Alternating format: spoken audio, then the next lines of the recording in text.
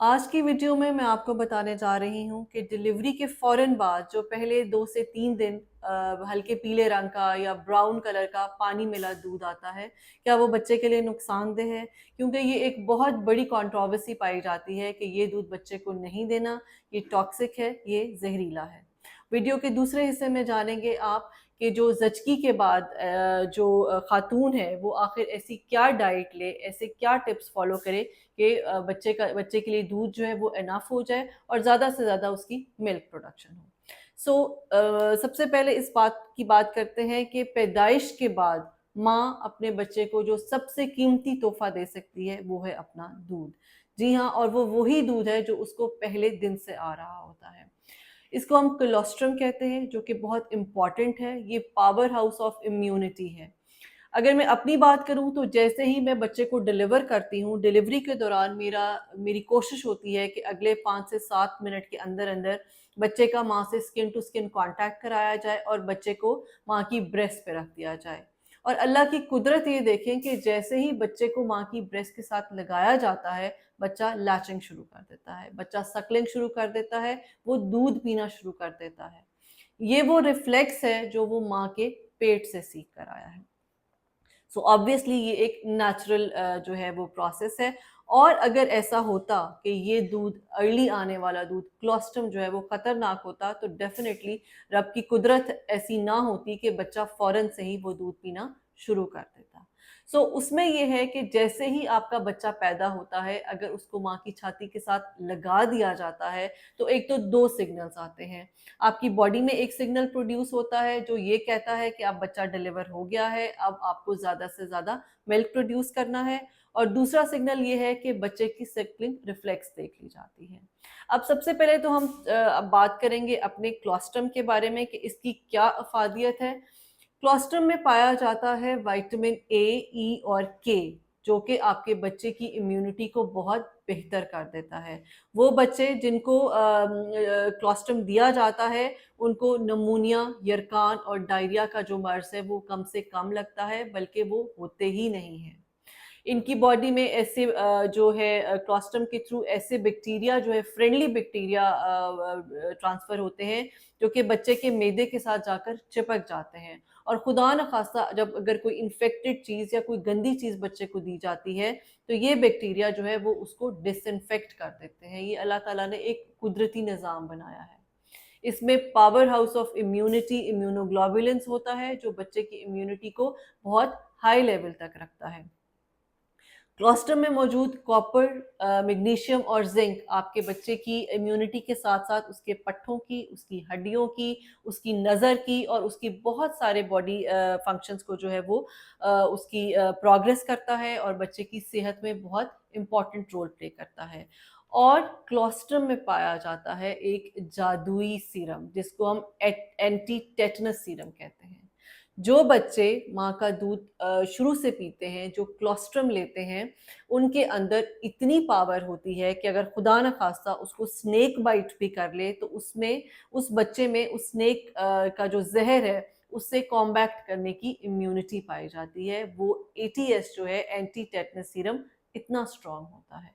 अब होता ये है कि अक्सर हमारे जो ख़वातीन हैं, बड़ी ख़वातीन हैं, उन्होंने कह दिया होता है कि नहीं ये ज़हरीला दूध है, ये गंदा दूध है। अब उसको निकाल-निकाल के उसको वेस्ट किया जाता है, जो कि एक बहुत ही बड़ी कुफ़राने नेमत है। और अगर आप मेरी ये वीडियो देख रहे हैं, तो प्लीज़ इसको एज़ अ सदका समझ के शेयर कीजिए उन लोगों में, जिनके यहाँ ये प्रैक्टिस जो है उसको अडॉप्ट किया जाता है और अर्ली क्लोस्ट्रम जो है, अर्ली मिल्क को ज़ाया कर दिया जाता है। यहाँ तक कि कई दफ़ा मैं अपने पेशेंट्स को कहती हूँ कि जिनकी फैमिलीज़ में बहुत ज़्यादा गुड़ती देने का रिवाज होता है, तो आप कोशिश करें कि आप क्लोस्ट्रम को एज़ अ गुड़ती दे दें। क्योंकि ज़ाहिर है उसके लिए भी आप लोगों ने शहद और खजूर और इस तरह की चीज़ें रखी होती हैं जो कि बेबी के लिए ठीक नहीं होती। यहाँ तक कि बच्चे के लिए सिंपल पानी भी ठीक नहीं होता। लेकिन क्लोस्ट्रम जो है वो एक बहुत ही पॉज़िटिव चीज़ है, बहुत ही ज़रूरी चीज़ है और एक बहुत ही बड़ा पावर हाउस है आपके बच्चे की सेहत के लिए। अब आते हैं कि ऐसा क्या किया जाए कि माँ का दूध जो है वो ज़्यादा से ज़्यादा बने। तो इसकी तैयारी शुरू हो जाती है डिलीवरी से पहले। जी हाँ, मैं अपने पेशेंट से अक्सर ये पूछती हूँ कि आपने अगर तो डिसाइड किया है क्या आपने बच्चे को फीड कराना है, ये तो बहुत अच्छी बात है। तो इसके लिए आपको ये भी समझना है कि ये बोथ फिजिकली, इमोशनली और मेंटली एक चैलेंजिंग प्रोसेस है, क्योंकि इसमें सिर्फ ये नहीं होगा कि बच्चा डिलीवर हो जाएगा, आप उसको साथ लगाएंगी, वो दूध पी लेगा और बात खत्म। ऐसा नहीं होता, इसमें आपको बहुत ज्यादा एनर्जी और पावर यूज करनी पड़ती है। अब उसमें ये होता है कि जो तो पेशेंट्स नॉर्मल डिलीवर होती हैं उनका दूध थोड़ा जल्दी आ जाता है। उसकी वजह ये है, अल्लाह ताला की कुदरत है, और के जब लेबर पेन्स आती हैं तो एक हार्मोन रिलीज होता है जिसको हम ऑक्सीटोसिन कहते हैं। और ऑक्सीटोसिन ही वो हार्मोन है, जब बच्चा दूध पीता है, जब बच्चा माँ की छाती के साथ लगा होता है, तो वो हार्मोन रिलीज होता है और माँ का दूध सिक्रीट होना शुरू हो जाता है। सो जिन्होंने तो लेबर ली होती है, लेबर पेन्स ली होती है, उनका दूध जल्दी आ जाता है। लेकिन जिनका सी सेक्शन होता है, सी सेक्शन मॉम्स के लिए थोड़ा चैलेंजिंग होता है, उनका दूध आने में थोड़ा टाइम लगता है। लेकिन अगर आप बेबी को बार बार ब्रेस्ट के साथ लगाएंगे तो दूध आना शुरू हो जाएगा। उसमें फिर आपने थकना नहीं होता। कई दफा मैंने ये देखा है कि माँ के साथ साथ जो ऊपर से हेल्प होती है, जो बाकी साथ खवातीन रिलेटिव्स होती हैं, वो साथ लगाती हैं, बच्चा दूध नहीं लेता या नहीं पीता तो कहती हैं बच्चा दूध नहीं पी रहा, इसको चलो फिलहाल के लिए जो है ना फीडर दे दो, फीडर का वो दे में दूध डाल के दे दें।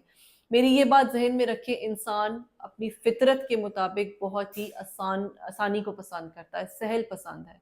तो वो बचपन से ही ये चीज वो सीख के आया होता है। तो अगर एक दफा बच्चा फीडर का निप्पल ले लेगा तो मदर की ब्रेस्ट निप्पल लैच करने में उसे बहुत ज्यादा प्रॉब्लम होगी, फिर उसको उस ब्रेस्ट मिल्क की तरफ लेकर जाना मुश्किल हो जाएगा। सो कोशिश ये करें, मैक्सिमम कोशिश करें कि बच्चा ब्रेस्ट मिल्क ही ले। अब उसमें यह है कि अगर आप बार बार लगाएंगे तो डेफिनेटली मिल्क आना शुरू हो जाएगा, क्योंकि ये कुदरती निजाम है। तो सबसे पहला पॉइंट तो ये हो गया कि डिलीवरी के फौरन बाद जो है आपने बच्चे को साथ लगाना है। ड्यूरिंग प्रेगनेंसी आपने अपने कैल्शियम्स, वाइटामिन और अपना फ्लूइड इनटेक अगर अच्छा रखा होगा तो डिलीवरी के बाद आपके मिल्क प्रोडक्शन में कोई प्रॉब्लम नहीं होगी। और एक और चीज जो कि मैंने अक्सर खवातीन में देखी है कि यहाँ बच्चा डिलीवर होता है और एक हफ्ते के बाद उनके सारे वाइटामिन जो वो प्रीनाटल्स और ड्यूरिंग एंटीनेटल जो वाइटामिन ले रही होती हैं वो स्टॉप कर देती हैं कि बस छुट्टी हो गया, बच्चा पैदा हो गया, अब इसकी जरूरत नहीं है।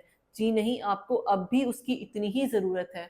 आपकी अपनी ही बॉडी का कैल्शियम है जो दूध की फॉर्म में बच्चे तक जा रहा है। तो फिर या तो आपका कैल्शियम चला जाएगा और आप वीक हो जाएंगी, और या फिर अगर आपका कैल्शियम नहीं जाएगा तो बच्चे को दूध नहीं मिलेगा। सो अपना लिक्विड इनटेक अच्छा रखें, अपने कैल्शियम, वाइटामिन, जो आपके मिनरल्स आप ले रहे हैं वो लेती रहें। खाने पीने में जो है, डाइट में अगर देखा जाए तो दूध जो है कम से कम 2 ग्लास दूध आपने डेली पीना है। ऑर्गन मीट अगर आप लेंगी जिसमें गुर्दे, जिसमें लिवर और दिल है, स्पेशली बीफ, तो इससे भी जो है मिल्क प्रोडक्शन ज्यादा होती है। साथ ही साथ अगर आप एक हर्ब होती है सुहांजना और मोरिंगा, अगर आप इसका इस्तेमाल करेंगी तो ये भी ब्रेस्ट फीडिंग के में बहुत हेल्पफुल है, बहुत अच्छा रोल प्ले करते हैं, इससे भी मिल्क प्रोडक्शन जो है वो ज्यादा होती है।